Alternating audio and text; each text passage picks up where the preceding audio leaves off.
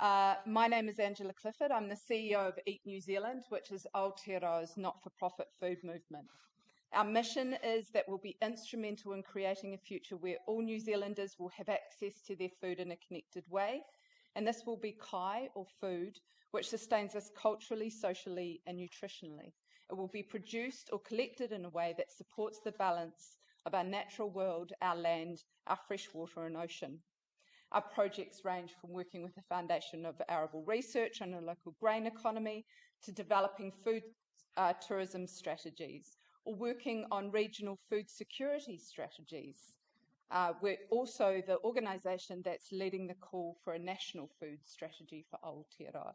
And I think about Ada's diagram of the road leading into the trees. We're just in the trees. Like we have no road. We're sort of wandering from tree to tree, looking for some long-term vision or compass point to which to head, and we have no one currently. But I'm also the owner of the food farm in North Canterbury, where we grow most of our own food. I am a lifestyle block owner. I hate that word with a total passion, to the point that I write a monthly column in a magazine that used to be called Lifestyle Block, and I harangued the editor so much that the magazine name has now been changed to On the Land. You're welcome. We grow most of our own food, and we teach other people how to learn these skills as well. So local food systems have been both my career and my lived experience. I suppose I need a clicker. There we go. So the first question I always get asked when we talk about, but surely local food systems cannot feed us. My answer is, well, we have quite recent history to prove that they can. However, now we also have significant advances in innovation. We have things like on-farm mills.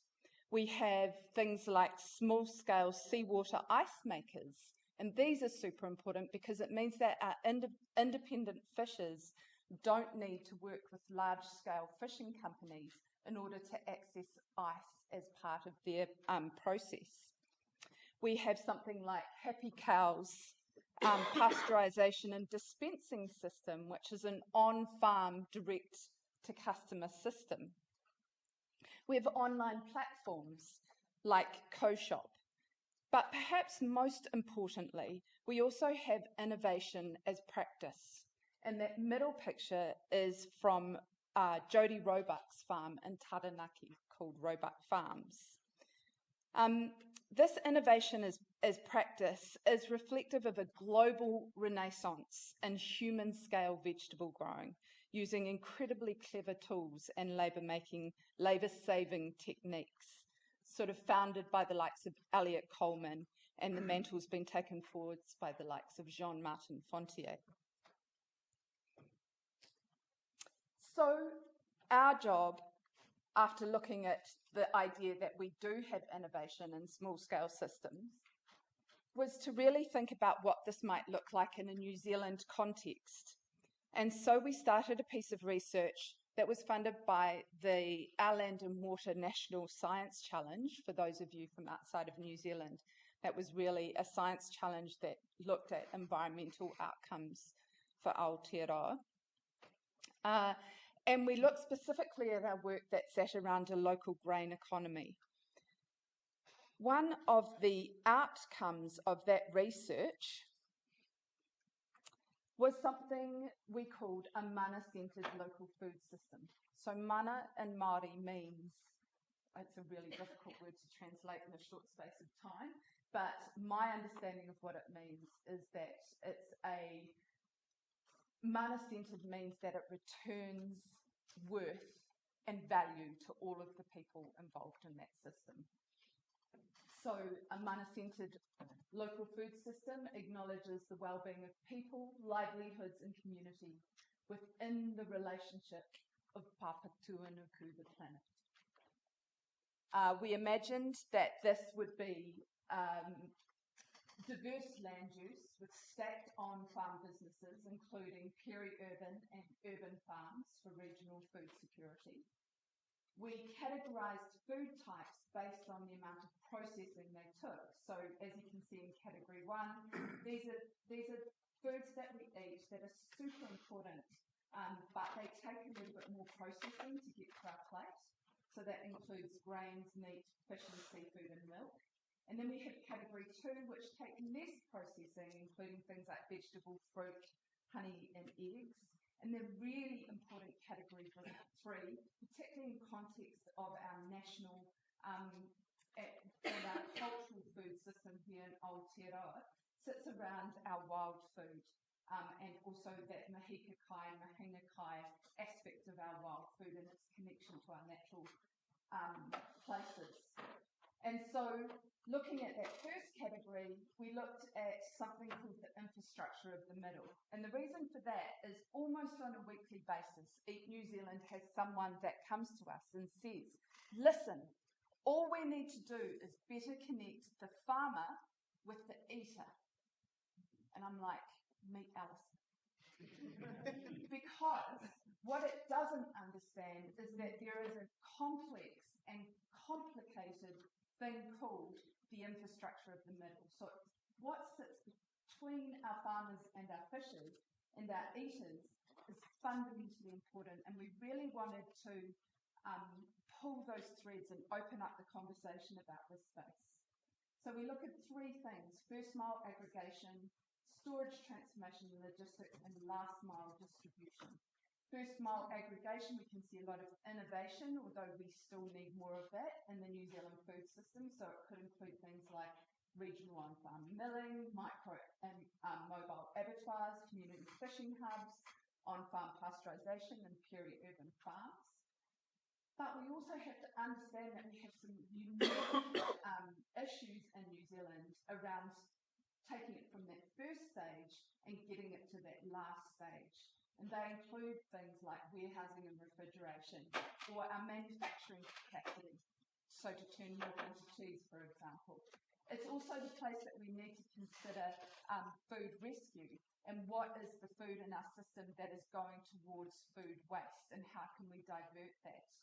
So globally, we waste almost 40% of the food that we produce, and it's a major contributor to climate change and to emissions.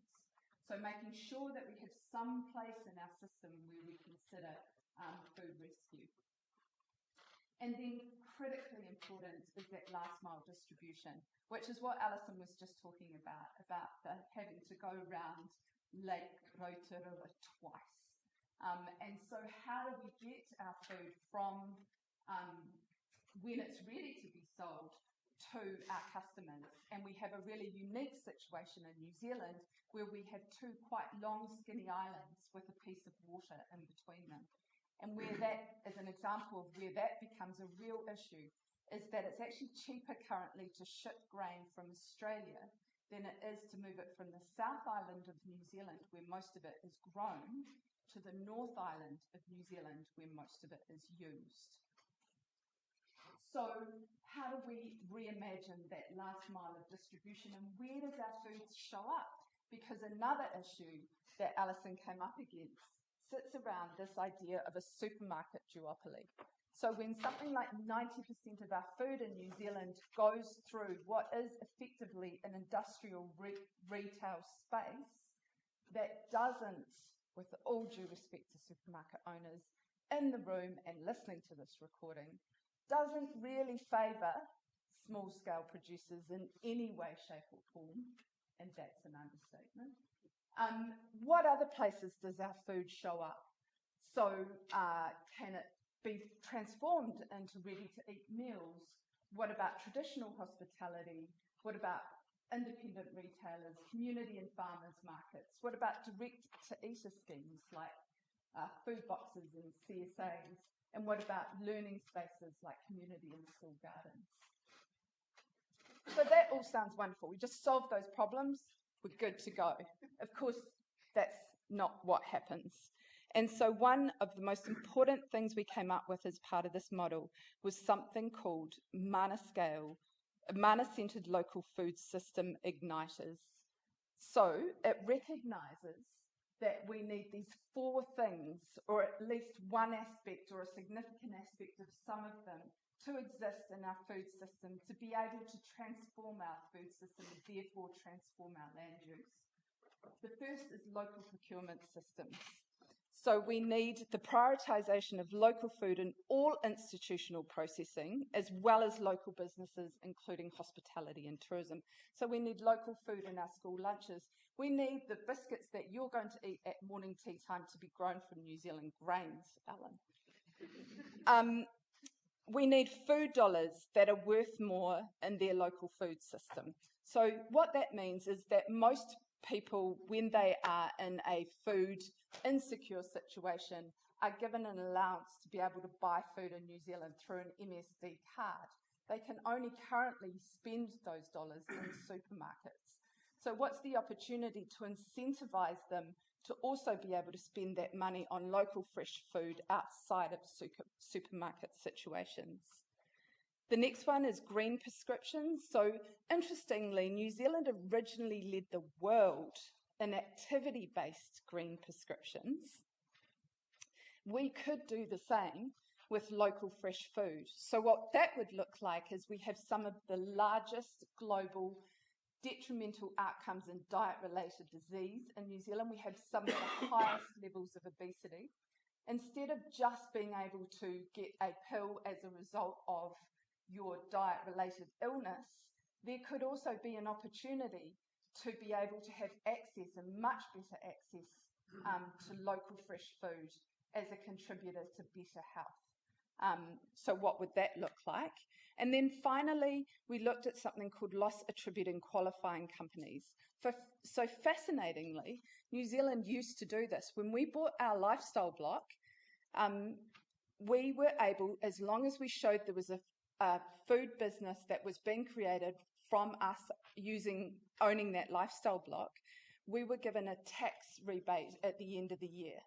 And about 10 to 15 years ago, those disappeared. What that did in that time was it transformed my community in North Canterbury. So we had everything from nut orchards to olive groves to all sorts of small food businesses that happened as a result. We could reintroduce something like loss attributing qualifying companies to transform those peri-urban spaces in New Zealand.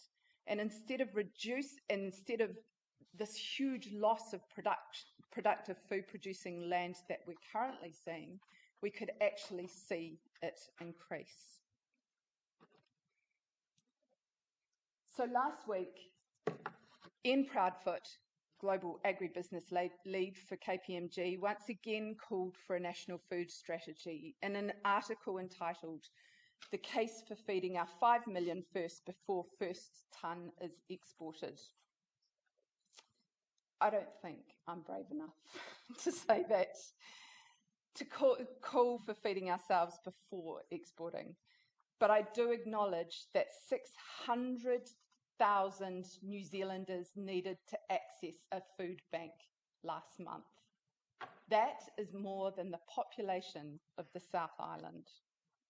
Or that 27% of children in this country run out of food on a regular basis. It rises to 1 in 3 Māori children and a staggering 1 in 2 Pacifica children. It is not enough to address land use change in the face of climate change without addressing the intersectionality of the economic system that's creating this all. To compartmentalise land use changes from inequity or colonisation misses the point dangerously. Local food systems imagine community economics. They imagine equity of access to food that keeps us well. They imagine food that reflects our cultural preferences. They imagine environmental outcomes that include wins. Wins for biodiversity, fresh water, and carbon emissions.